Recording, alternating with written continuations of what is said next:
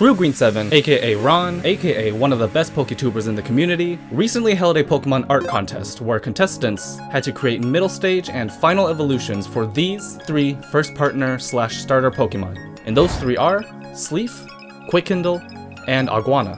And the top 50 designs would be featured in this video. And spoilers if you haven't seen Ron's video yet, but I placed not being in the video at all. With only 50 spots for each Pokemon and over 1,000 submissions, I imagine it's pretty hard to make it in one of these videos. But you know, that's fine because there were so many other amazing designs featured in Ron's video, and I highly recommend you check it out, after this video of course. Plus, after watching how he critiques each Pokemon, I can see the reasons why my designs didn't make it. Plus, I haven't made Fakemon since I was a kid, so these were creative muscles I haven't stretched in a long time. Anyways, let me break down the process of how I created these 3 Pokemon's evolutions. But first, if you're new here, this isn't the only type of content I make. And if you like what I do, then check out my other videos too. Why did that rhyme? I don't know, but now it is time to show you my designs. Oh, and stay till the end of the video for an update on my 100 subscriber special. First off, meet Paramaso.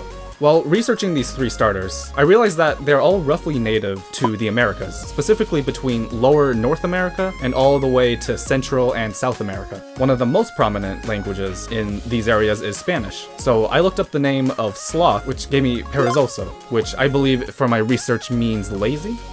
If anyone here knows Spanish, please let me know if that is correct. Also, I hope I pronounced perezoso right.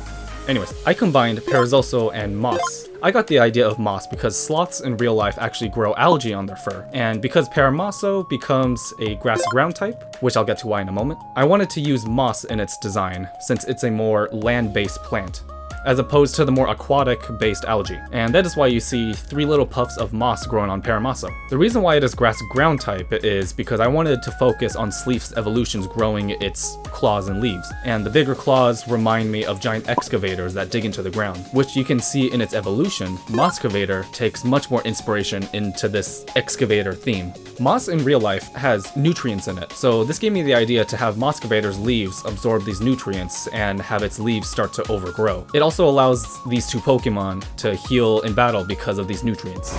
And here we have Sleaf's evolutions, Paramaso and Mosscavator. The lazy nature of this Pokemon causes nutrient-rich moss to grow on it, allowing it to heal in combat. It uses its long claws to dig up roots and seeds to feed on. Nutrient-rich moss has started to overgrow all around Mosscavator's body. It uses its long claws to dig burrows to hide its food stash, so it often clashes with Excadrill dwelling nearby. Up next is Quindle's evolutions, and let's start with Cinderwing. Quindle looks like a roadrunner, so Cinderwing's name comes from cinder, wing, and the letter X because roadrunners leave X-shaped footprints. This gave me the idea to make this evolution line have X's all over its body, which will be further added upon in its final evolution. I wanted to emphasize that this is a fast Pokemon because it's a roadrunner, so I gave it sharp wings that make it look like it can cut through the air. With its final evolution, Solarics, I wanted to take a roadrunner and dial up the fact that it's a fast bird. And how do you do that? By adding flames that shoot out of its tail like a rocket. I even enhanced the X on its chest to be reminiscent of a motorcycle's exhaust pipes. When researching roadrunners, I learned that they expose these black patches on their backs that help them raise their body temperature by absorbing the sun's heat. And that is the inspiration for Solarix's black wings. Solarix's name is a combination of solar, Geococcix, and the letter X. Solar since it absorbs light, Geococcix, which is the Roadrunner scientific name, and X for its X-shaped footprints. And speaking of X's, Solarix now has a fully formed X-shaped mask on its face, which was only partially formed on Cinderwing's face. And here's the final product of these 2. After it evolves, it becomes much faster, but also more overconfident in battle, thinking it can dodge any attack. Its sharp wings help it excel in both attack and speed.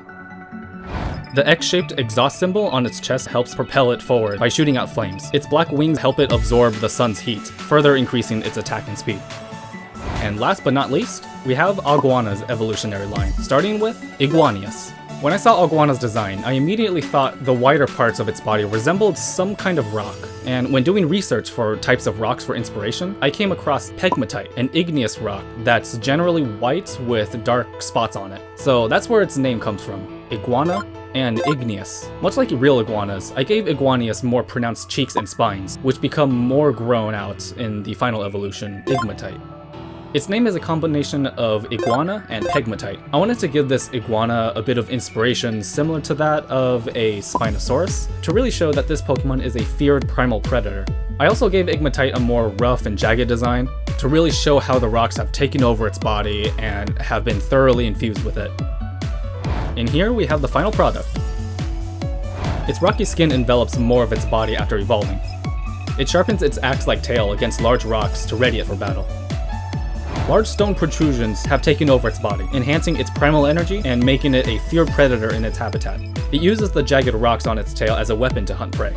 And here, we have all of my designs. And even though they weren't featured in his video, it was still a lot of fun creating all of these evolutions, and I really hope Ron makes another contest soon. But anyways, if you like this style of video and like any of my other content, then be sure to like, comment, subscribe, and ring that bell. Also, remember that at 100 subs, I will make a video opening 100 packs, which includes one base set pack. And now I have finally reached that sub goal, so thank you all so much for your support. I will absolutely make that video as soon as possible. There's just one other video that I'm trying to work on at the moment, so don't worry, the 100 sub special is still coming. Just be patient with me, thank you. Again, be sure to watch Ron's video after this because there were so many other amazing designs that you need to see for yourself in that video. And yeah, that's all I gotta say. So with that, I'll see you guys next time. Nutrient-rich moss. What? Nutrient-rich moss has started to grow all. Oh my god. Bleh. Nutrient-rich. Why is talking so difficult?